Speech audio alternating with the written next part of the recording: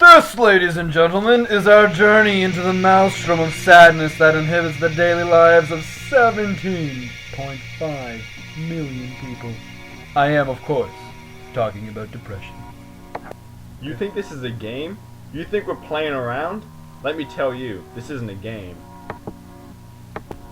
This isn't a game for the millions of people that are affected daily by this debilitating mental affliction. The 5 through 10% of people in the population who suffer from depression cost their businesses up to $70 billion in inefficiency costs due to depression symptomatology range. Each year, about 30,000 people take their own lives due to depression-associated distress.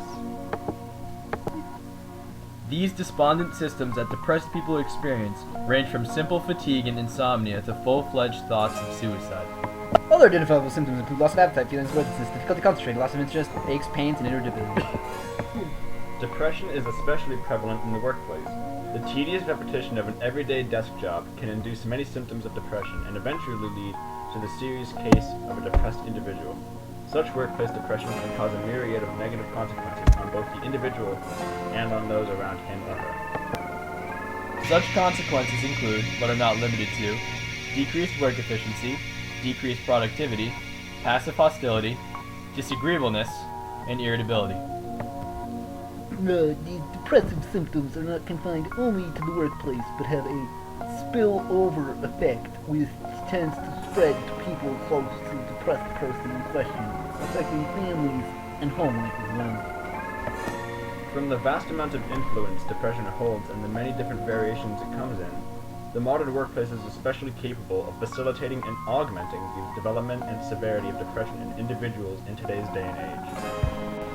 As today's worker goes through his day, the repetition of the environment and the tedious day-to-day busywork can leave a hollowed feeling of belonging and purpose. When this kind of attitude gets back to the home, manifestation ensues.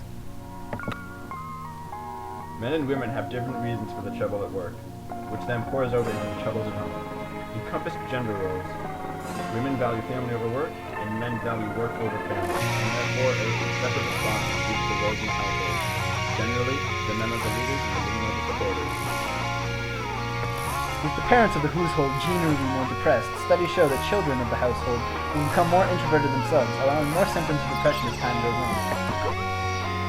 Relationships require face time to give and receive support, build intimacy, or repair when conflict arises, and this is true for both martial and parent-child relationships. Tragedy.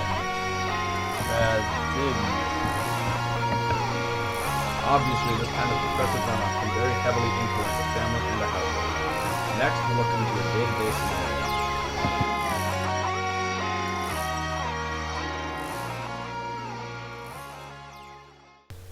To use a more lifelike example, we'll tell you a story of one Mr. John Doe. With every morning, John wakes up next to his wife as he stares straight at the ceiling as his alarm rattles his eardrums. He lays there for a second and contemplates the reason he has to get up in the morning, and eventually shuts off the alarm. As he drags himself to the shower, he feels the periodic worthlessness wash over him for the first time for that day, with many other occurrences to follow. Let's fast forward to John Doe's workday. As he arrives at work, he parks his car and heads upstairs to his small and dusty cubicle. He turns on his computer as his 40-year-old boss comes by smelling of cologne and hair gel, yelling at him to get his act together for the third time this week. His boss's arrogance and air of superiority make John sick to his stomach as he droops his head in sudden defeat. Despite his hatred of his boss, John knows he is at fault. John has missed deadlines of numerous responsibilities and assignments.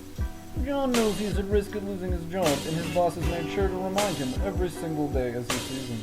Despite all these factors, John continues to feel an extreme apathy for any sort of activity, in turn contributing to his feelings of irritability and worthlessness. As he suffers through his day, John feels progressively more defeated from even the most mundane tasks. He can't concentrate or remember the finer details of his actions. After a workday that seemed like an eternity, on his drive home, John made his routine return over a bridge connecting two sides of a river. Like every other day, John imagined simply turning a little to the right on his steering wheel and ending his insufferable existence. However, he resists the urge to do so, and he soon arrives home. At the house, things aren't much better through John's eyes. His wife, a stay-at-home mom for their 2 children, is asleep on the couch and the kids are playing outside. John abruptly wakes up his wife with a loud and hostile yell. Words are exchanged between the two, with a fair share of vulgarities. The kids, who heard their father yell, come back into the house just as the remnants of the pseudo-argument fade off. John glares first at his wife, then his kids, and then retires to his room. The rest of the night for John was comprised of his complete isolation from his family. He could hear the muffled voices of his wife and kids having another argument, but he didn't care. He knew he was getting to them, and the household was in ruin and strained tension. John didn't even leave his room for a mile.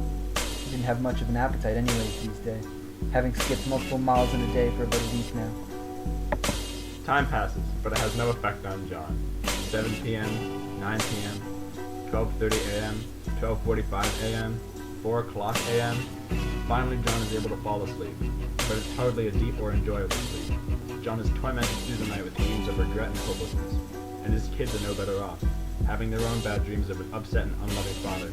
The kids subsequently blame themselves for this, as they can't see past the veil of their father's depression to the roots of the problem. As we've seen through John's daily life, the depression stemming from the workplace can manifest in many different ways in both the primary sufferer and the secondary runoff from social interactions.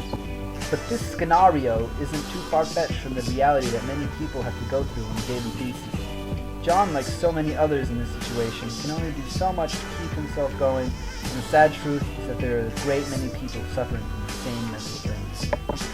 As we step away from the fiction, we look again towards the facts. The fact that more than 15 million U.S. employees suffer from depression. The fact that around an estimated $75 billion are lost due to inadequate work, absenteeism, and other deficiencies in the workplace. Depression in the workplace is an extremely complicated and sometimes sensitive topic to discuss, but it must be known, for the sake of both the sufferers and their loved ones. Juan, hui, Juan, Juan, Juan! Juan, hui, Juan, Juan! Juan, hui, Juan, Juan, Juan!